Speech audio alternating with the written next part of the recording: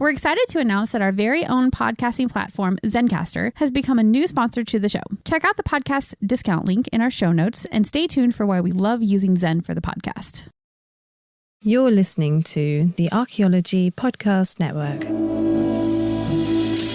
This is the CRM Archaeology Podcast. It's the show where we pull back the veil of cultural resources management, archaeology, and discuss the issues that everyone is concerned about. Welcome to the podcast.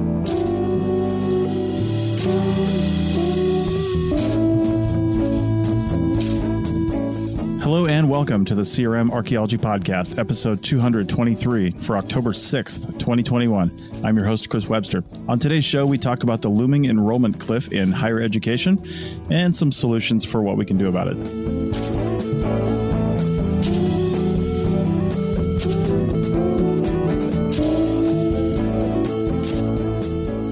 Welcome to the show, everyone.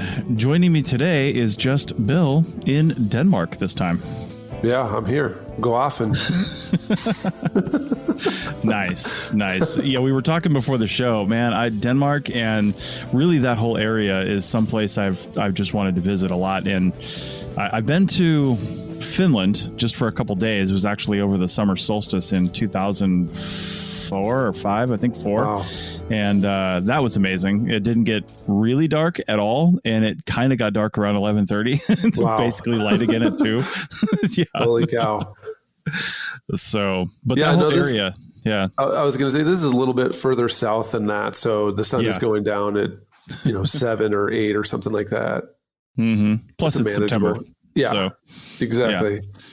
But anyway, yeah, when we can truly travel again and my work situation changes, so I'm not like beholden to clients all the time, man, we've got like 225,000 airline miles, and I've got credits from canceled flights still, and it's like we're going wherever we want for free. That's crazy. Yeah. I fully endorse Denmark. I'm right now in Aarhus, which is not the main, it's not the Rick Steves Europe travel that we're so used to, when you see that whole Europe. I mean, I think he spends probably 12 seconds outside of Copenhagen. So the thing that you see on all the postcards and everything, that's Copenhagen. So I think I made it there for I've only been here a couple of weeks, but basically getting off the airplane and waiting for a train was my entire Copenhagen experience. But I'm going to go back there, and I'm going to go there for some research at the University of Copenhagen and maybe at the National Museum. Mm-hmm. And I think that's going to be in a week or so, early October. Okay. And so, then I'll have time to actually check it out and compare the difference, because Aarhus is like a regular town. I don't know if there's a boatload of tourism here, but I definitely don't think it's oriented the same way as Copenhagen. And so when you're around here, it's just families doing all the stuff that families do. It's a university town. So, a lot of students, a whole bunch of stuff oriented towards that, which means it's young and it's doing its whole thing, but it's just an everyday town, right? So, it's not the picturesque postcard place that you would think. But one thing that's pretty interesting, though, the archaeology department at the University of Aarhus is in a palace. Nice. I'm not joking. Someone donated a palace that their archaeology and their heritage studies departments are there. So whenever you go to check things out there for archaeology, or, in my case, to go and talk with the other scholars that are sponsoring me here, we just go to, this, 18th century palace. It's also got this massive garden. I guess they have a Jurassic garden where they tried to recreate what the landscape was like in the past. I haven't figured it out. Yeah. It's a pretty amazing place. Crazy. Yeah. Well, maybe at some point in the future, when you got a better handle on the situation there, because you're going to be there for a while, we should have a special episode talking about the cultural, like the CRM situation in Denmark. I'm curious at how things work there and how much you learn while you're there. Because I know, like in the UK, like the Crown owns everything under the ground, for example, when stuff is dug up, and there's a lot of regulation there. But I'm always curious as to how other companies treat their other countries treat their cultural resources, especially when something that's a few hundred years old, we go nuts for historical resources over here when they're 100 years old, but 100 years old over there is just like trash in your backyard. Yeah. I mean, I'm pretty sure they don't spend any time. Most people's houses are probably 100 years old over here. So I don't really think that they spend any time with that stuff because, I went to, it looks like it's pronounced the Mosgard Museum, but they don't say it that way. And my Danish pronunciation is a horror story. So they've got amazing collections there. I mean, it's a totally extraordinary anthropology and archaeology museum that if you go to Denmark, it is worth the, I think, 3 hours or whatever train ride away from Copenhagen to go check this place out because it's extraordinary. Once again, like I said, it's on a palace on their estate, right? So there's that whole aspect. But when you're there, it's crazy because they've got some traces of Neanderthal. I guess Denmark was still under glaciers for most of that, or it's been scoured away. So their closest stuff is like the very edge near Germany, their border with Germany. They've found a couple of artifacts and stuff from there. But yeah, like that's kind of where the story begins, like 100 and something thousand years ago, 50,000 years ago, they start talking about, their stuff. And then they've got a lot of Bronze Age and, Neolithic stuff. Yeah. I mean, it's crazy. You're looking at stuff that's like 11,000 years old.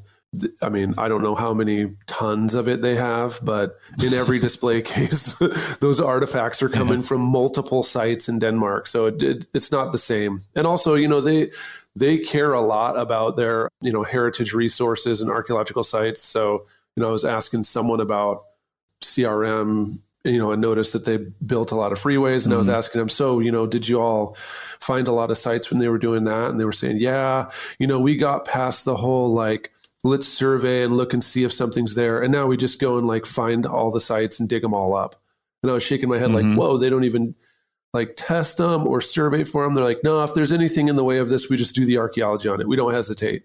I was shaking my head like, maybe I should tell the Department of Transportation back home, like, hey, so anyway, I went to this place, and every time they see a site, they don't waste any time on evaluating. They just do the archaeology on it. Like, you should check it out. Their museums are amazing because of that. Nice. All right. Well, like I said, I would love to come back to that. That would be pretty cool. Just to learn a little bit more about what they're doing over there. But let's get into the topic at hand today. So you dropped a few links in our Slack chat for this podcast. And obviously you're a professor at the University of California at Berkeley. And so you're very deeply involved and concerned with enrollment numbers in anthropology programs. And as an aside, the anthropology program, I'm pretty sure, was shuttered at my university where I got my undergrad. And the few students that were remaining were kind of rolled into like the history department. But I'm pretty sure they shut the department down officially with still have anthropology professors, but it's not like it was when I was there. And then we talked about on several different episodes of podcasts on the Archaeology Podcast Network, the shutting down of the archaeology department at the University of Sheffield in the UK, in Scotland. Not Scotland. Yeah, Scotland. So it's happening right now, and we've got a few articles. Check the show notes. We've got a few things that we'll put in here, but one of the top ones that I hit is really something I hadn't thought about, is talking about declining enrollment numbers for the next 10 years or so, 5 years or so, related partially to at least the declining birth rate in the U.S. So there's just fewer people that are going to be going to college, let alone, other reasons why they might be shuttering these departments. So let's get into this topic.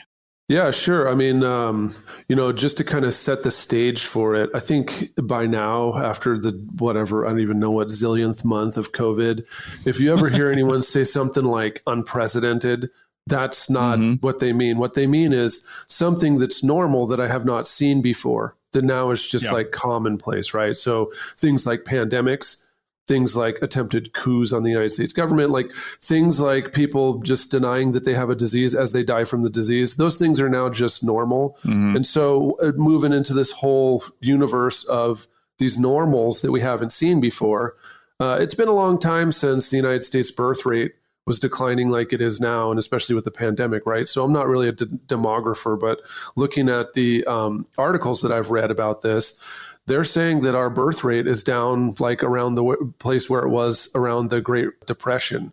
So almost 100 Wow. years ago, where people were just not having kids, right? And if you look at that time period, you can see some correlations, right? Like a huge gap between people who had money and people who didn't have money, and economic depression that was harder for people to, make ends meet. Dust Bowl, right? So huge swaths of our country were made, the fertility collapsed and people had to sell their farms. So like people were not having kids because they didn't know what was going to happen next. And that sounds, quite familiar to what's going on today. But Sure. the thing that I shared is coming from an organization called Coupa HR, which is the human resources professional organization for university human resources departments, right? So we always think about, the admin as these amorphous monsters that are just sucking down, money from the university. But actually, the human resources department is one of the things that makes the university actually work, by having people to fill all these positions that do all the things that keep a university open. And so they're keen on enrollments and stuff, right? Like if there's not students who are going to college, there's no money for anyone to be at a university, which means there's no human resources, which means that people aren't getting hired. And like we were saying, departments are going away. And so one of the things that they've come up with is that there's just a decline in the total number of college-aged people in the United States. And so they're kind of trying to forecast out. Of course, the report that I shared was made before the pandemic, but they're trying to forecast ahead, what do they see is going to end up happening, right? And so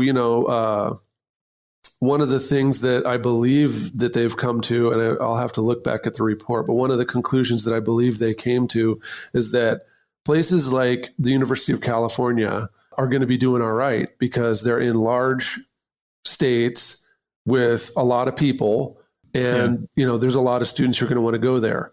Now, the smaller schools, the private schools, not Stanford, but the small schools, right?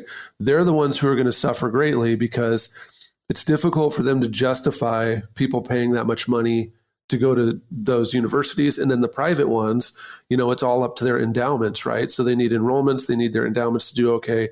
And if they're not getting enrollments because everybody wants to go to UCLA or Stanford or Berkeley, then, they're going to be in trouble. But extrapolating that outside of California, there's massive sections of the country where, there's a potential for, there to be fewer college-age students. The state doesn't have a reputation for quality education institutions. And before, when there were so many people, Gen X and millennials now, they overbuilt their programs. And so they were preparing for more and more enrollments. But now we're going into a phase where there's just fewer people. And so those schools are going to be in trouble. We're starting to look and see some of these smaller private schools are getting shuttered in the United States. But the other thing that matters a lot for archaeologists is they're cutting departments like anthropology, right? Because those departments a lot of times have smaller enrollments.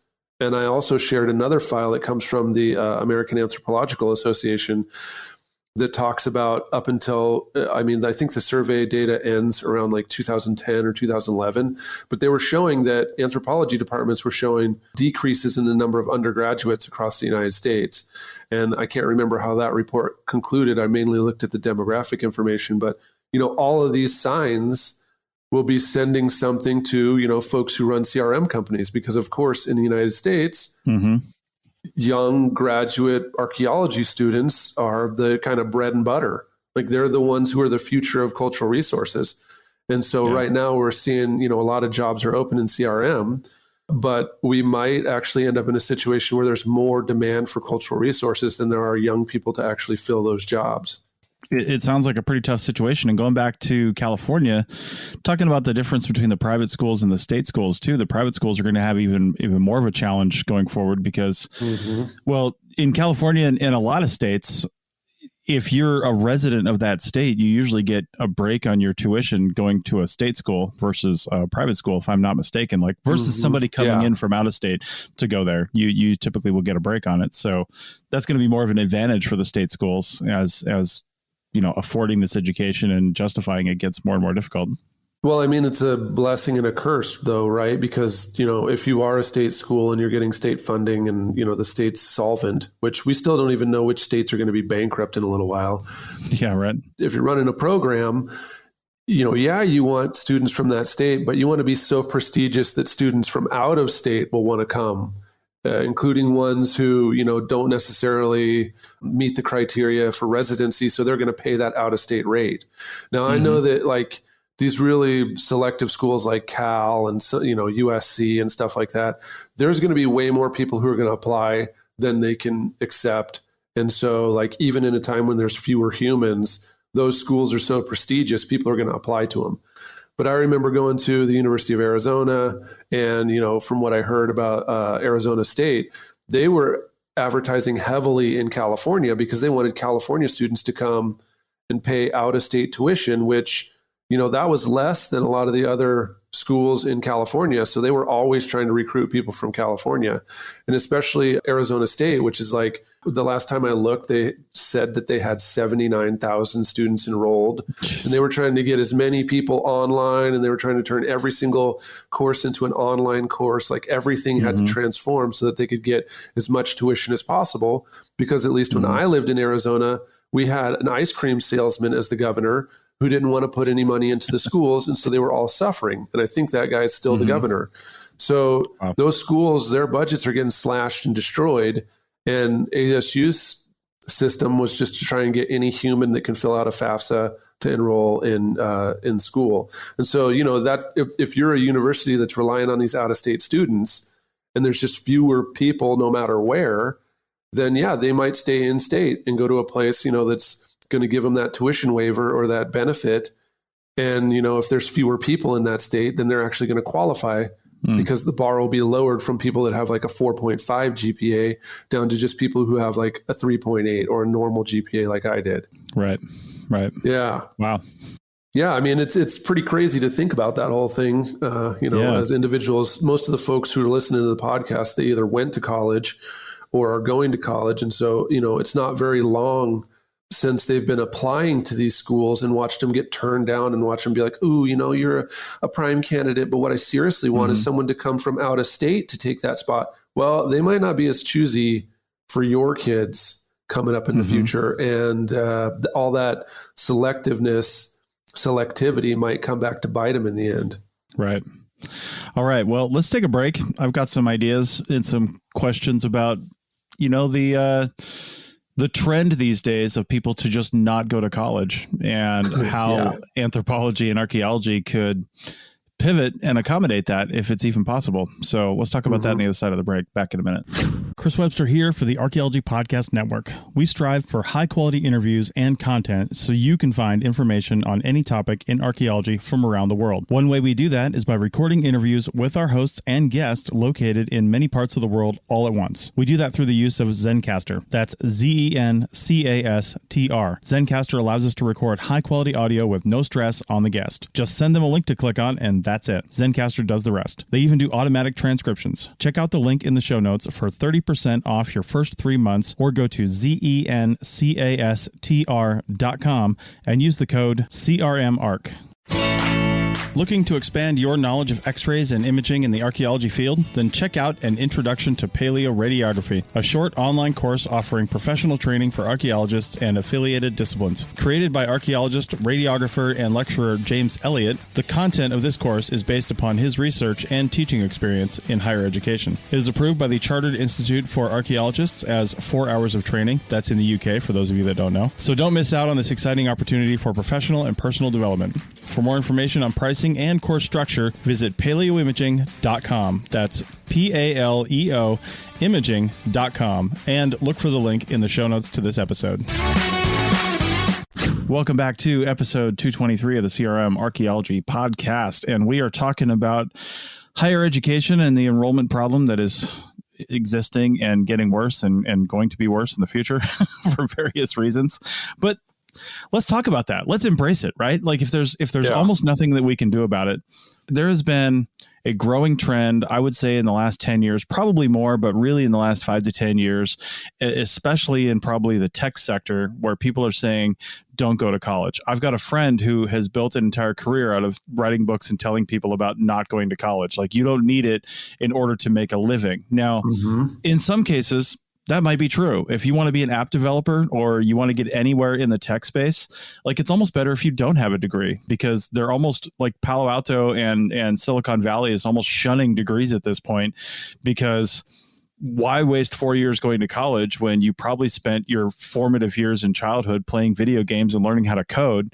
And they could just hire you as an 18-year-old fresh out of high school to start writing code for Apple. I mean, seriously. Sure. But the only thing I'd throw in there is it's your insurance policy, right? Because those same corporations cut labor and collapse and go under and go through mergers like tons. And so what are you going to be like, you know, a 60-year-old person that never went to college that played a bunch of video games 40 years ago? Like, that's not really going to cut it. So it's always an insurance policy. And if you can afford it and you got the time, then, you know, college seems like it's the ticket for our full generation. I don't know if we fully have transitioned yet. Yeah, but if you're that 60-year-old person that played video games as a kid and you were coding and you took 2% of every company you worked for until you were 40, then maybe you don't need to work right now. Maybe, yeah, exactly.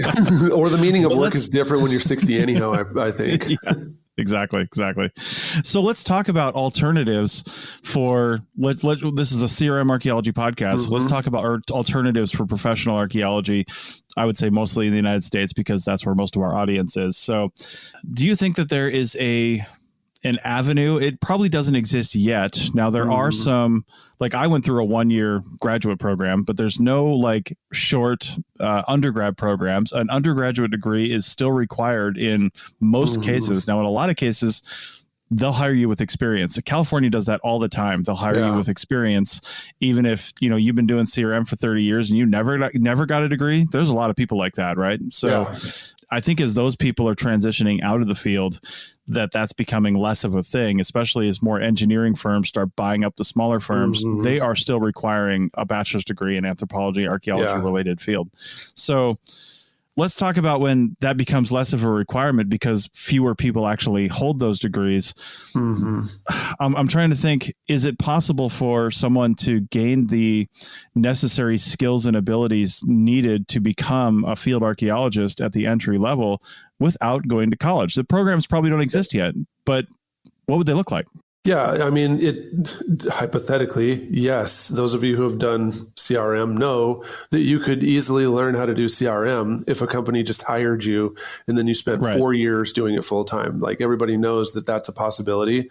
There's a couple of things like, you know, I used to be one of the ones, of course, a privileged person that has a college degree that was like, well, you know, that was mostly hogwash and I didn't actually use all that stuff. And, you know, I kind of wasted all my time, right? I think I wrote a blog post about it too. And there's a bunch of professors that will find that I never learned a single thing that I ever used in your class, that I spent hundreds of dollars back when college was hundreds of dollars on those degrees. And I never used any of that stuff. And it was all just a trick to get me to go to school for even longer because I could have focused for 2 years with a field school on archaeology and finished when I was like, 19 years old and gone on to do CRM.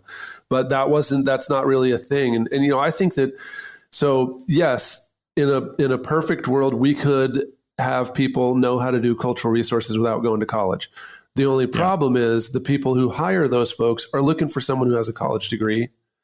And then the other thing is the overall economy in the United States is looking for people who have a college degree. So, you know, we talked about this before on the podcast. You know, the shelf life of archaeology career is not long. It's definitely not 50 years, right? Like you might find professors that have been around for 50 years doing work.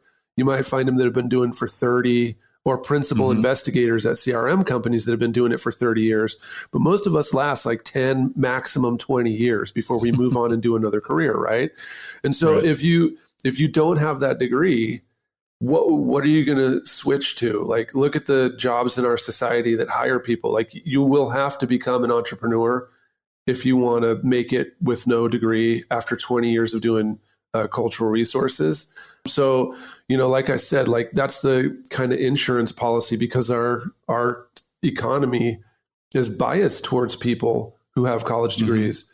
And then, like, of course, the elephant in the room in cultural resources is the Secretary of Interior Standards. Yeah. And like, you know, that's why a lot of master's programs pretty much exist in anthropology, so that folks who have done CRM for a little while can go and get a master's, and then they can, I mean, I myself went on to get a master's so that I could stay in cultural resources. Right. So like that's a major motivator. And as long as that's a requirement by the government, now there's some talk about kind of changing that or having some exceptions to that. And like the key piece would be having Native American people who are working on their own heritage sites so that they don't have to do 6 years of college in a state university outside the reservation or whatever, have them be considered a professional of their own cultural knowledge. There's some movement on that, but everybody's so afraid to change the law, like the National Historic Preservation Act, rather than thinking about that we could get something better. I mean, Tom King has been talking about this for a while. Everybody's so afraid that if we get rid of that law, then we'll have nothing and then everything will fall apart, that we're just clinging on to all of it, including the Secretary of Interior standards. Yeah. So I don't know if in our lifetime we'll ever get to the point where, what we consider avocational or people who don't have a college degree are doing cultural resources. As long as the Secretary of Interior standards calls for a master's, the people who are running the projects in the United States, they're going to have a graduate degree. That is true. Something I was thinking about while you were talking about that is, especially given your position at Berkeley, a major institution in its own right, let alone just for anthropology. What is there any talk? And, I know we don't want to talk about things that are, behind closed doors there, but is there any talk about, I guess, pivoting just a little bit with the teaching strategies? And what I'm thinking about is I'm thinking back to my own education, my own undergraduate degree. Let's leave the graduate degree aside. Those are a little bit different, but my own undergraduate degree, I mean, it basically was just like, kind of like watching 4 years of the History Channel. You know what I mean? Yeah. It was like, let's learn about these civilizations and these societies, but almost none of that is transferable to anything. Like, it's good and it's fun to know. And that's why those of us that are interested in history go into these professions, because we like learning about that history. But is there any thought to adding more technically minded skills at the undergraduate level, not just at the graduate level, not just like writing and stuff like that, but I guess more stuff that could be actionable outside of anthropology to entice people to come in and say, hey, you're going to pay a lot of money for this degree because you're at a fancy school, or even if you're not, you're still going to pay, tens of thousands of dollars. If it doesn't pan out, you at least have these skills. Yeah. Because now, what the hell good is an anthropology degree in most cases? There's a lot you can do with it. Don't get me wrong. There's a lot of people that will hire somebody who has studied, human culture and stuff like that outside of archaeology and anthropology. But that being said, people might not be able to see that at 18 years old when they're saying, well, yeah, what if this doesn't pan out 2 years after I get my degree? Then what do I have? I have a mountain of debt and nothing I can do. Yeah. Yeah. No, I mean, okay. So did you watch the show The Chair on Netflix? No, haven't seen it. All right. It's about a woman who becomes the chair of a small English department at a liberal arts college. And I totally recommend you watch it because it gives me PTSD tremors over the reality of my own experience of being a professor. And I'm not tenured yet. So on the air, I will say nothing about my own experiences as a professor, but go watch The Chair. I'll tell you, just go watch The Chair, because what's going on The Chair, you can imagine is happening at your own alma mater anthropology department, because studying esoteric English literature is very similar to studying esoteric archaeological cultures that were made up by someone, in some other random place, right?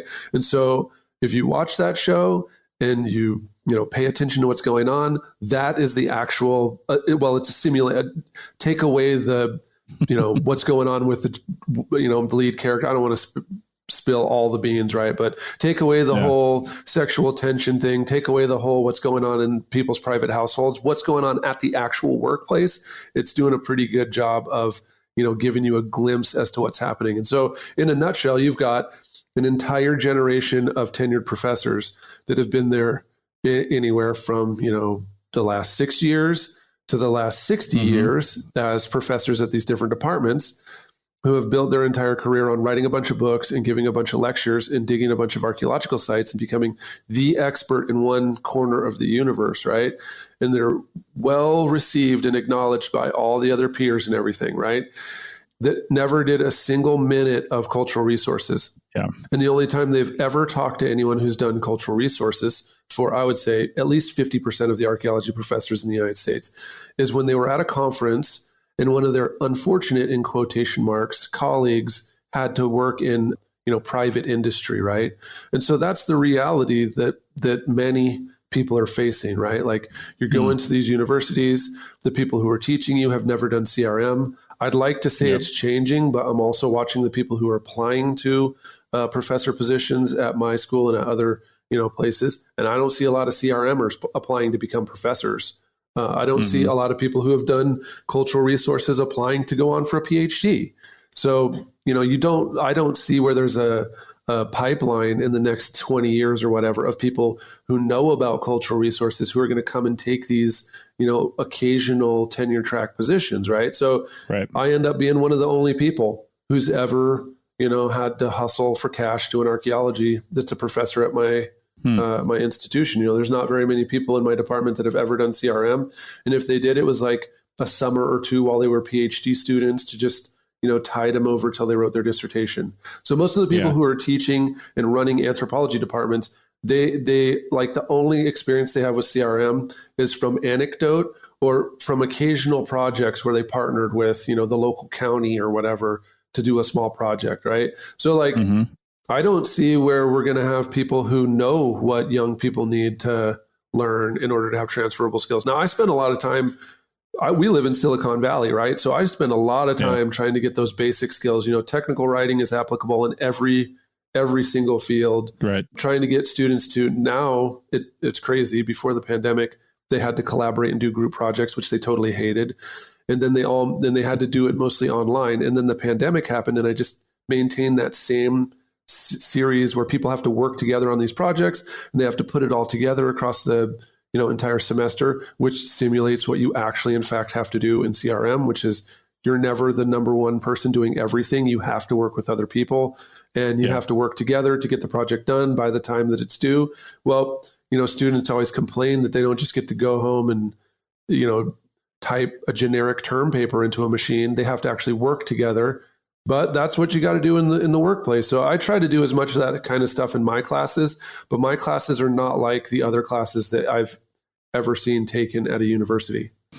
Yeah, I mean, just thinking about university classes, I feel like anthropology departments are, 10, 15 years behind all the time. If that, current trends. Yeah. If not more. If right. They could be, 40 years behind if depending on who the people are who are running it. Like I said, if you've got a bunch of, senior scholars, full professors that are in their 60s that never one time, did CRM, for them to not just be openly harassing people and racist is considered like, they've totally changed. They're basically borderline MLK in their mind because they're just not like openly screaming racial slurs at people. But which, the SHA last year, guys are using, Nazi hand gestures and just banding them around like they're nothing, right? That kind of age of person. If that person is running these departments, that look at the mountain that they'd have to climb. They're just barely learning how to be a civilized 21st century person and recognizing that maybe they should have done more than just only study one tiny archaeological horizon in one site in one part of the world. So, that I just see that there's a big hill to climb, and it's really going to be the students, unfortunately, that have to make the change happen. And they just have to basically do it by doing the kind of projects that are going to help them move forward. They're going to have to talk to other people in CRM and try to figure out the skills and things that, companies are looking for, and then just use the assignments in class as kind of like the test study for those things, right? Like, they're going to have to actually do all the legwork because, if you're a student and you're listening, do not expect your university to somehow overnight realize that 90% of its graduates go into CRM. And that 99% of their graduates don't stay in CRM for more than 20 years. Like your department's not going to want to hear that, and they're not going to actually be thinking that way. So it's kind of up to you. If you want to do archaeology, you're going to have to, don't be like me at least, and just do your assignments, march through, get your degree, and then be sitting there pushing shopping carts there, trying to figure out how to get a job. Like, you're going to have to listen to the podcast is a good first step, but calling companies nearby and seeing what kind of person they're hiring, what kind of skills do you need? I mean, that's really your only hope. Don't expect your university. They're going to give you the degree. It's a diploma. It's evidence that you were there, right? That you have above average intelligence and that you know how to follow instructions and get something done for 4 years. That's what the degree is showing you. So the undergrad degree, it's who you are. You're going to have to network. You're going to have to connect and learn those skills on your own. Don't expect your professors to help you. Okay. Well, on the note of don't expect your professors to help you, let's take especially not me. Break. Don't email me. You know what I'm saying? Do not email me. I cannot help you all. No, I'll help you. If you email me, I will try to help you the best I can. All right. Let's take a break and we'll come back and wrap this up. Back in a second. You may have heard my pitch for membership. It's a great idea and really helps out. However, you can also support us by picking up a fun t-shirt, sticker, or something from a large selection of items from our TeePublic store. Head over to ArchPodNet.com/shop for a link. That's ArchPodNet.com/shop to pick up some fun swag and support the show. All right, welcome back to the final segment of the CRM Archaeology Podcast, episode 223, talking about declining higher education enrollment, but actually I feel like we're pivoting a little bit into, well, what can universities do and what are the alternatives here? And it seems to me like there's a shift happening in how people who work at universities, such as yourself, are starting to realize exactly what their situation is, because school administrators, university administrators, they've always known that a university is, even a state-run university, is a business. Like if you're not concerned with money coming in, money going out, you're going to fail, right? Like this is business. But people in the departments, the professors, I feel like the shift is finally starting to happen where they're realizing that as well, because the days of the 80s and back and even further back than that, where you get this cushy professor job, you're wearing your tweed jacket, you're smoking your pipe and you're walking to school, that kind of stuff where you've got that like endless job security, money's flowing in and you don't have to worry about enrollment. You just teach and do research. Those days are gone, right? Like those days are absolutely gone. So it seems to me like the head of the department, whatever department you're even talking about, in this case, anthropology, if not archaeology, the head of the department really needs to be like a PI in a CRM firm. They need to be somebody who has business skills. And that's another problem entirely, right? Like PIs and CRM firms also don't have business skills. Like they need to get those.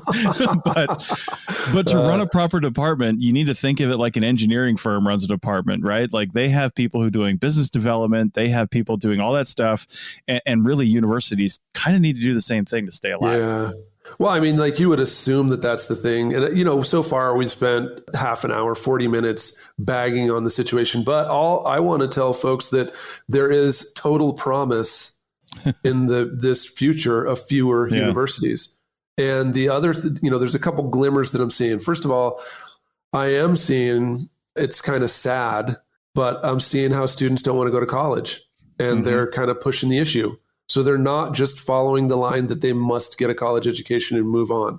Now, the problem with that whole thing is it's students of color and poor students, and I don't understand why or how, but men also are not enrolling. For example, I saw a statistic that said that this 2021-22 year, it's 60% women who are enrolled as freshmen at universities, right? So that's going to be a problem in the future for many different reasons, right? But the big thing to take away from that, as far as like the discussion that we're having right now for archaeology, is without students just automatically marching off to college like robots, like they have, since our generation, right? It's forcing universities to think. And also in these kind of situations, when it comes to anthropology departments, it's forcing some departments to think things that they've never actually thought before. For example, collaborating with CRM companies. Now, that's one thing that I'm starting to see happen. Like CRM companies, because they can't find students, are starting to have these different internships and stuff like that. And then for the last year, as we're advocating to diversify archaeology, they're starting to have these indigenous, BIPOC, different kinds of underrepresented groups. They're trying to have these internships and connections with students that have been overlooked by CRM. And, I'm just starting to see like a couple of them pop up here. But the thing is, companies are starting to connect with universities to try and get those students to just do the teaching piece before they graduate, right? Because if you can get in there and have a student spend a few months sorting out state site records or, writing up site cards, or maybe even going out to the field or, working in the lab as like a paid internship, first of all, that person's getting professional experience before they get their degree. And the company is actually training up their next round of employees. In Arizona, that's just like the way things are. Like they find people at Pima Community College. The field schools have CRM folks who are working on them at the University of Arizona. So they're already screening and teaching the students like from the time they're undergrad. Well, I'm starting to see that thing kind of happen in the Bay Area too. So, that's the glimmer of hope, is that students now have a chance. They don't have to just wait until they get their degree. They can actually do CRM as a paid intern, as a person who's working with a company, before they finish. And in that thing, like now it's not just about finding a way for you to, fill up cups of coffee at Adobe. Like I take that back. I don't know if they actually have their interns do that kind of stuff. Right. But in the Bay Area, getting the line to sign up for these tech internships is like, you've got genius level people that'll do anything to just say that they worked for Google for the summer or something like that. Well, it's not like that for CRM yet. However, I don't, because Google and those other ones are so, prestigious, I don't think that they really have to spend the time cultivating their next round of employees because they can take the pick of the litter. But with CRM companies, it's totally advantageous for you to train up your next round of people before they graduate from school. And so if that's not going on where you live and you're listening to this, I mean, definitely reach out to some of the CRM companies. You can find them on LinkedIn, send them an email, tell them about the podcast, about, these things. If you're in the Bay Area, like I can try to aim you towards the companies who are actively looking for folks. Like they're realizing that they can't wait for people to finish school because they need employees now. And so they're just trying to build those employees before they finish the degree, with the understanding that they'll finish the degree and then there'll be a full-fledged field tech that already has like 2 months of experience under their belt. Yeah, absolutely. And it's like, as far as the universities themselves, like, I mean, many are going many different ways. But one of the things for folks that are coming up now that are young, it seems like it's never been easier for you to go to college. All the rejections that we faced, you're like, no, you're not good enough. Well, those things might kind of be waived in the future since they're just looking for people to go to university. So in that regard, if you are in high school or something like that, or you have a way to get, community college credits or credits at your school or something like that, just grind those basic credits out. Like do them online, get college credit as soon as possible. That lessens the amount of years you have to spend in college, but it also like kind of catapults you past the stuff that I had to take right when I first got there, like intro to theater, which is like, I mean, I watch movies, dude. I don't know about theater. The only time I ever go to the theater is when my in-laws are in a musical. Like that's the only time I ever go to, and I know almost nothing about Greek tragedies, and I got an A in the class. So blow past those things if you can when you're a high school student, so that you can get to the actual archaeology and the stuff that you want to do. In the last half of this segment here and finishing out the podcast, let's talk about some really wacky alternatives to education in the future, right? Because one thing I was thinking about every time I think about these big engineering firms, and you were kind of alluding to this with, them training up their next workforce. Why don't we take that a step farther and say, man, if some of these big firms would do like the military does, right? The military will basically pay for your college education. You have to become an officer and stay an officer for like 4 years or something like that, whatever the commitment is to actually cover your education. If it's something they can use, a degree they can use, then they'll cover that. What about taking that a step further and looking at these big engineering firms like Wood and, AMEC and those types that have literally billions of dollars that could really just use their internal resources probably to start, because they have a lot of PhDs at these organizations, right? Yeah. But use these internal resources. Now, this would require basically firms not requiring an official university degree, but more of a certificate level degree, because an undergraduate degree, of course, includes your gen ed classes, your stuff that's not anthropology related, right? Whereas most certificate programs would be just the things you need in that field, right? That would cover that, and maybe whatever courses help support that. But what do you think about a big firm like that just having their own in-house certificate program where you actually go there, you study for a year, or maybe it's probably online to be honest, but you study for a year, 2 years, whatever it takes to get the certificate in a full like university type environment, but completely run by the company. And then at competitive salaries, you're under contract to work there for the next, however long they decide, 3 or 4 years or whatever it is. And then you can go off and do your own thing, because they wouldn't want to educate you and then have you go work for somebody else. But yeah. Well, I mean, that's going to end up happening eventually anyhow. That's going to happen anyway. Like, they can't stop us. No, but they require you for a short period of time, and then it's up to them to keep you based on incentives and benefits and salaries, right? So you could probably buy out your contract if you won the lottery and you said, hey, here's $30,000. I want to go work for somebody else. But, in the end, that would be it. You would come out of it with a certificate, with the ability and experience to work, but not having paid for any of it, right? Like, they're covering the whole bill. Here's an alternative that is so doable that I'm surprised people aren't already doing it. But, if I ever pay off all my student loans, then I will do it myself. Like, what is it? The little red hen? Like, who will help me do this plan? Not I, said the anyone, not I, said the Chris. Very well, I will do it myself. And I will enjoy the bread when it's baked, right? So, all right. We've got places like California and Washington State and New York where people make way the hell more money than people who live in places like rural Indiana and upstate New York and the mid-America, right? All right. So what if there was a university scholar that was either, heritage studies or history or geography, anthropology, like any of them, right? What if this individual started a program where for one semester you had to take this class called historic preservation funding or something like that, or funding historic preservation, where in the class you went through like 3 alternative properties that needed to be repaired. And they were in like inland, heartland cities or something like that, Illinois, Indiana. Like, you would spend time looking at what's an actual candidate that you could make money. Because, of course, this program only benefits if you actually purchase a property that needs some repairs, then have the students in the next class, which could be a summer class called Documenting the Built Environment, Documenting Historical Structures, Documenting Archaeological Sites. You make sure that you find a site that's older than 50 years old, preferably around 100 years old. You do all the GPR in the backyard to identify any archaeological deposits. I guess if you wanted to do some kind of excavations, but once again, you're like kind of digging and finding artifacts that you don't plan on like curating. So that's kind of, inappropriate or whatever. But, you could do all the 3D mapping, all the scanning, all the before, the after photos.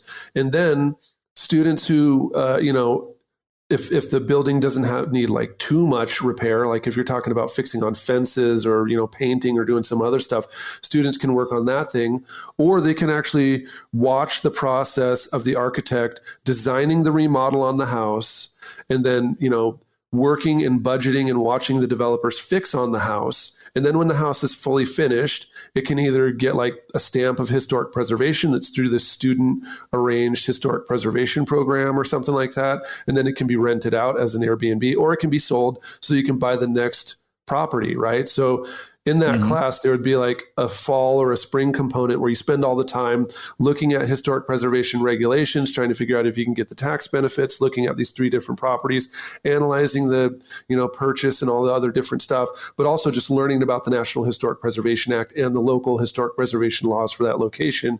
And then, you can build it out from there, where people learn about the ethics of preservation and, a whole bunch of different stuff. And then the summer class would be a 6-week program of doing the architectural drawings, doing the subsurface evaluation, building all kinds of digital models, overlaying maps, making story maps, interviewing people that live nearby about this location in the neighborhood and all that stuff, and possibly, without, hurting students, possibly doing some landscaping or some other kind of remodeling. But meanwhile, they watch the developer work on the house and fix the house up. And then that thing goes into either the university's portfolio as a property that it owns, or it goes to the scholar's portfolio, or it goes to the CRM company's portfolio as a thing that it can sell later on. And you just keep moving through different properties. So it's a 2-semester investment for students. It fulfills the obligations of a field school, even though it's like an architectural history field school. Of course, you'd build it out to do even more over 6 weeks. I know you'd have to do more than just have them do the drawings or whatever, but you'd be looking at materials, you'd be looking at historic preservation, guidance, technical guidance and stuff like that. And at the end of it, the student knows about historic preservation law and how it's applied and the ethics of historic preservation in the United States. They also know about, a little bit about architectural history, a little bit about, architecture, materials, landscapes, and a whole bunch of other stuff. So they can go into an architecture program, or they could go into a historic preservation or an anthro or a historical archaeology program if they wanted to later on. Or they can also just finish their program, like it is. And in the meantime, especially if you had like a CRM company involved in some way, they're basically showing their skills and making a portfolio to show for potential clients, right? So if a company did it, all they really need is a university to sign off on the credits for the 2 classes. So they need an instructor that's accredited at the university to teach those 2 classes so that the students can get, the experience. And then the company gets the asset, or the company gets the experience, or the company basically becomes like a small-time real estate, manager.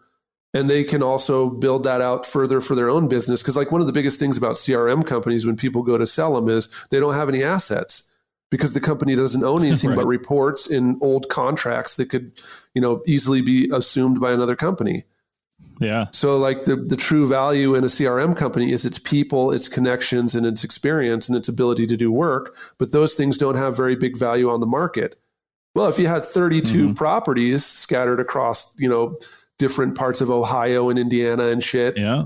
Then all of a sudden you have multiple millions of dollars of real estate and land. And like, even if they wanted to go even further and start buying like old farms and stuff and documenting all the artifacts in there and 3D modeling the whole landscape and all that stuff, like there's places where you can get a full-fledged farm for like the amount that you can get a 1-bedroom apartment in San Francisco. And so those are the kind of things that like, any department could possibly do this. Any company could do this. Anybody could end up doing this kind of thing. This is that out of the box thinking that like, this whole industry needs that stuff, but nobody's really doing that yet. I mean, isn't that how McDonald's ultimately ended up making billions? Is they became a property management company, and they franchise out, but they own the land. Somebody else owns the restaurant, but they own the land. And I mean, you're totally right. I mean, why not build a portfolio like that? Yeah, I don't know, man. There's all these websites that I'm like, I surf them and I drool all over them, right? Because I'm in my middle ages, and I guess at that point in the Monopoly game, you want to start getting monopolies and shit. But I look at all these places as I'm living in California, and houses on my street are pushing $1 million, up from 600 and something thousand, right? So I wouldn't be able to live in my neighborhood if I had moved there now, just 2 years later. But I look at all these places where there's just all these sweet, 100-year-old houses that someone's going to get a deal on it, and they're going to go in there like Property Brothers, and they're going to blow it out, and all those elements and all those materials and stuff, all that stuff's just going to get ripped and thrown, and they're not going to rehabilitate it because it costs more money to rehabilitate an old historical building, right? Well, what if there was someone out there who refurbished older homes and kept them alive, and then brought them back to like whatever code is necessary in that area, and then sold it out, right? Like, I don't know how the whole thing would work. You have to do a lot of market research to try and figure out the markets where you can rent it out for a functional price. And then, you need the remodeling money, right? Sometimes you buy a place for like $60,000, but it needs $100,000 in work. So with the students and with other people, you evaluate these deals, right? And then you buy them. And then you fix them up, and then you move on. Yeah, exactly. So, well, that is definitely an interesting model. And I think we've covered a lot of, started with a problem and ended up with, a number of potential solutions, because if you're not constantly thinking about your pivot and how you're going to stay relevant and how you're going to keep providing value, whether you're in university or a CRM firm, then you're destined for, failure. So it's an interesting time for sure. Yep. All right. Well, thanks a lot, Bill. Thanks for this topic, and we'll see everybody next week. That's it for another episode of the CRM Archaeology Podcast. Links to some of the items mentioned on the show are in the show notes for this podcast, which can be found at www.archpodnet.com/CRMArchPodcast. Please comment and share anywhere you see the show. If you'd like us to answer a question on a future episode, email us. Use the contact form on the website, or just email chris@archaeologypodcastnetwork.com. Support the show and the network at archpodnet.com/members. Get some swag and extra content while you're there. Send us show suggestions and interview suggestions. We want this to be a resource for field technicians everywhere, and we want to know what you want to know about. Thanks to everyone for joining me this week. Thanks also to the listeners for tuning in, and we'll see you in the field. Goodbye. Take it easy.